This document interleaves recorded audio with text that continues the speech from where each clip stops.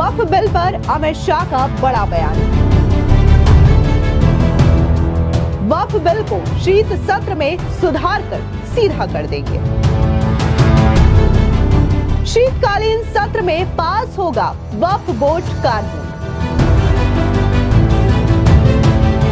अमित शाह की चेतावनी से उड़े विपक्षियों के होश।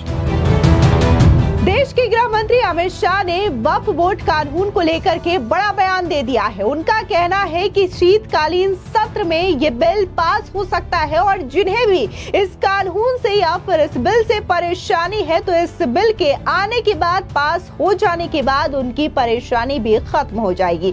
अब जाहिर तौर से जो लोग लगातार वक्फ बोर्ड कानून को लेकर के विरोध कर रहे हैं, इसको लेकर के आपत्ति जता रहे हैं, उनकी टेंशन भी बढ़ चुकी है। दरअसल आपको बता दें कि हरियाणा विधानसभा चुनाव के प्रचार के लिए अब एक हफ्ते से भी कम समय बचा हुआ है। ऐसे में सभी राजनीतिक दलों के वरिष्ठ नेता प्रचार के लिए ताबड़तोड़ रैलियां कर रहे हैं और इस बीच गुरुग्राम के बादशाहपुर विधानसभा क्षेत्र में गृह मंत्री अमित शाह ने एक चुनावी जनसभा को संबोधित किया। इस दौरान उन्होंने वक्फ बोर्ड कानून को लेकर के भी बड़ी बात कही, साथ ही कांग्रेस और राहुल गांधी पर भी जमकर निशाना साधा। दरअसल आपको बता दें कि चुनावी रैली को संबोधित करते हुए गृह मंत्री अमित शाह ने कहा कि वक्फ बोर्ड कानून जो है, इस वक्फ बोर्ड के कानून से बहुत सारे लोगों को बहुत सारी परेशानियां हैं। इस कानून को शीतकालीन सत्र में सुधार कर इसे सीधा करने का काम करेंगे। और ये वक्फ बोर्ड का जो कानून है,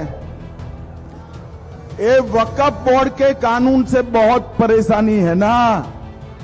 एक कानून को एक शीत सत्र में हम सुधार कर सीधा करने का काम कर देंगे। अब अमित शाह का ये जो बयान सामने आया है हरियाणा चुनाव के बीच, जाहिर तौर पर उन लोगों की टेंशन बढ़ चुकी है जो कि लगातार वक्फ बोर्ड कानून को लेकर के ये कह रहे हैं कि इससे हक छीन लिया जाएगा, जमीनें छीन ली जाएगी, तरह तरह की अफवाह फैलाने की कोशिश कर रहे हैं। लेकिन यहाँ पर गृह मंत्री अमित शाह ने यह क्लियर कर दिया है कि एक बार जब ये कानून पास होगा तो उनकी परेशानियां भी दूर हो जाएंगी, उनकी दिक्कतें भी दूर हो जाएंगी। आपको बता दें कि वक्फ बोर्ड कानून में संशोधन को लेकर के बकायदा जेपीसी का गठन किया गया है। जो टीम है इसमें लोग मौजूद हैं, वो अलग अलग राज्यों में जाकर के तमाम लोगों की समस्याएं सुन रहे हैं और ये भी इसमें संशोधन को लेकर के बकायदा कई सारी जो सजेशंस है वो भी शामिल किया जा रहा है, जिसके बाद माना जा रहा है कि गृह मंत्री अमित शाह के ऐलान के बाद कि हो सकता है कि शीतकालीन सत्र में ये बिल पास कर दिया जाए। लेकिन वहीं दूसरी ओर गृह मंत्री अमित शाह ने पाकिस्तान जिंदाबाद को लेकर के भी राहुल गांधी से सवाल पूछा। मैं राहुल गांधी से पूछना चाहता हूं कि जब आपकी पार्टी के नेता और कार्यकर्ता पाकिस्तान जिंदाबाद के नारे लगा रहे हैं तो आप खामोश क्यों हैं?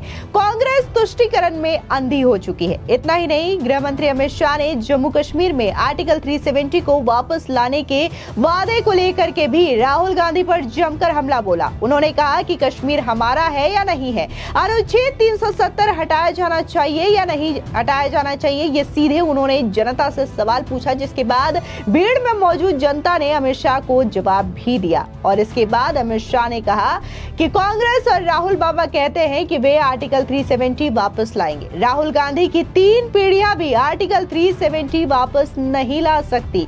सुनिए गृह मंत्री अमित शाह का ये बयान, जहां पर उन्होंने पाकिस्तान जिंदाबाद के नारे और आर्टिकल 370 को लेकर के कांग्रेस पार्टी को जोरदार तरीके से घेरा है। मैं अभी हमारे हरियाणा में नया ट्रेंड देख रहा हूं।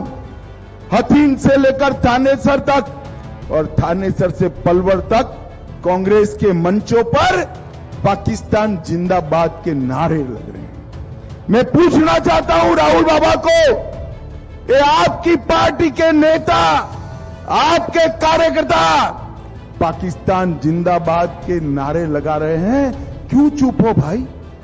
क्यों चुप हो? क्यों नहीं रोकते?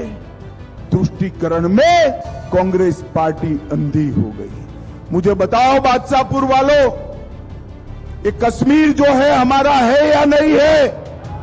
अरे अंत तक बताओ, दूर तक, कश्मीर हमारा है या नहीं है? धारा 370 जानी चाहिए थी या नहीं जानी चाहिए थी? ये कांग्रेस पार्टी और राहुल बाबा कश्मीर में सरकार बनाने के लिए कहते हैं हम धारा 370 को वापिस लाएंगे। राहुल बाबा, एक गुरु की नगरी में, एक बादशाहपुर में मैं कहकर जाता हूं, आप तो क्या, आपकी 3 पीढ़ी भी 370 को वापिस नहीं ला सकती। कश्मीर हमारा है। ये कश्मीर में फिर से कश्मीर का झंडा लाना चाहते हैं। भाइयों बहनों, मैं आज कहकर जाता हूं, जब तक मोदी सरकार है कश्मीर में एक ही झंडा फहरेगा, हमारा तिरंगा फहरेगा और कोई झंडा नहीं। भाइयों बहनों, कश्मीर की रक्षा के लिए मेरे हरियाणा के जवानों ने बड़ी कुर्बानियां दी हैं और वो कुर्बानियों को हम जाया नहीं जाए देंगे। इसके अलावा आरक्षण वाले बयान को लेकर के भी गृह मंत्री अमित शाह ने राहुल गांधी पर जोरदार हमला बोला और कहा कि राहुल गांधी अमेरिका में जाते हैं, अंग्रेजी में बोलते हैं और ये कहते हैं कि कांग्रेस की सरकार बनी तो आरक्षण खत्म कर देंगे, लेकिन जब तक बीजेपी की सरकार है, प्रधानमंत्री मोदी की सरकार है, तब तक कांग्रेस आरक्षण को छू भी नहीं सकती। सुनिए किस तरीके से राहुल गांधी के आरक्षण वाले बयान पर गृह मंत्री ने हमला बोला। पर भी कई बार अंग्रेजी में बोलते हैं। अंग्रेजी में बोले कि हम एसटी, एससी और ओबीसी का आरक्षण समाप्त कर देंगे। राहुल बाबा, हाथी की तरह आपके दिखाने के और चबाने के दांत अलग है। आप क्या समझते हो, अमेरिका जाकर बोलोगे वो हरियाणा में नहीं आएगा? भाइयों बहनों, मुझे बताओ, ओबीसी का आरक्षण समाप्त करना चाहिए क्या? जोर से बोलो, करना चाहिए? भाइयों बहनों, मैं आज कहकर जाता हूं, जब तक भारतीय जनता पार्टी है तब तक ओबीसी, एससी, इसके आरक्षण को हम कांग्रेस को हाथ नहीं लगाने देंगे, नहीं लगाने। इतना ही नहीं, अमित शाह ने राहुल गांधी पर जोरदार निशाना साधते हुए ये तक कह दिया कि राहुल गांधी झूठ बोलने की मशीन है और वो अग्निवीर हो या फिर आरक्षण हो, हर मुद्दे पर झूठ ही बोलते हैं। आपको बता दें कि केंद्रीय गृह मंत्री अमित शाह ने रैली को संबोधित करते हुए कहा कि इंदिरा गांधी, राजीव गांधी और सोनिया गांधी, कांग्रेस की 3 पीढ़ियों ने सेना का सम्मान नहीं किया, 1 रैंक 1 पेंशन की मांग को पूरा नहीं किया। प्रधानमंत्री नरेंद्र मोदी ने 1 रैंक 1 पेंशन की मांग को पूरा किया है।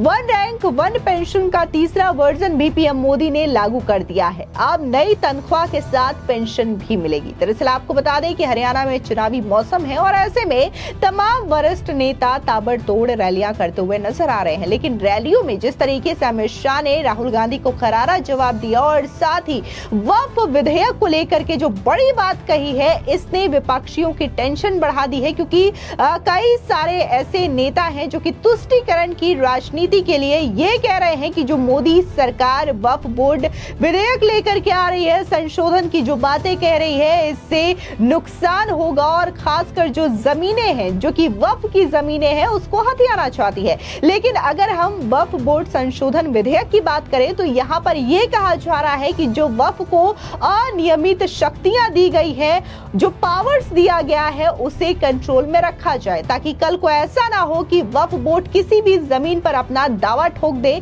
जिस तरीके से एग्जाम्पल देखने को मिल रहे हैं। फिर चाहे वो बिहार का एग्जाम्पल हो, सूरत का एग्जाम्पल हो या फिर केरल का वो गांव जहां पर इस वक्त 600 परिवारों के ऊपर खतरा मंडरा रहा है, क्योंकि वक्फ बोर्ड ने उन गांवों में यह दावा कर दिया है कि ये जमीन उनकी है। इन्हीं चीजों को खत्म करने के लिए और लोगों की परेशानियों को कम करने के लिए मोदी सरकार वक्फ बिल में ये संशोधन करने जा रही है और बाकायदा जेपीसी के जरिए एक कमेटी बनाई गई है, जिनमें तमाम लोगों की राय भी ली जा रही है। फिलहाल इस पूरे मामले को लेकर के आपकी क्या राय है, हमारे कमेंट सेक्शन में जरूर बताएं। धन्यवाद।